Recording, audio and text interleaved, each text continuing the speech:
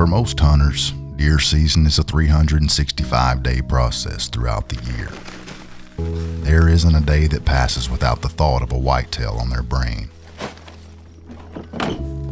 Tree stands are hung, shooting lanes are cut, and trail cameras are distributed months before opening day as antlers begin to sprout like a flower in the early spring.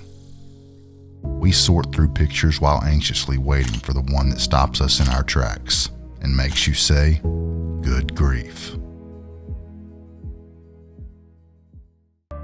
As the early muzzleloader season opened in September, all of the focus was aimed at the deer coined Good Grief. He was active on the cameras, but would never show himself in the daylight. After disappearing for the majority of November, Good Grief reappeared on the farm and started showing himself in the daylight. Mark spent several days hunting this deer, but after an encounter with another hit-lister named King Tut, Mark's season in Kansas was over, and Good Grief was granted another year.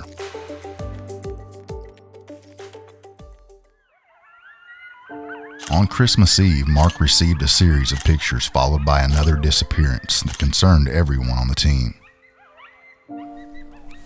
It wasn't until March when their worst nightmare was confirmed.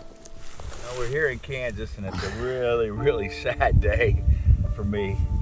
Last year we had a deer called Good Grief, and this is what he looks like up close and personal.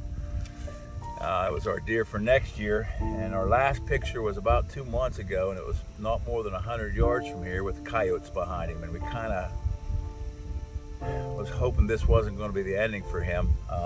The 2 deer we did kill here in Kansas this year, both were very, very skinny, actually down to the bones, Element and Tut.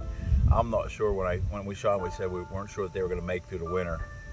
And we saw the pictures of Good Grief, and he was basically the same. But there's our 200-inch deer this year that would have even been bigger next year.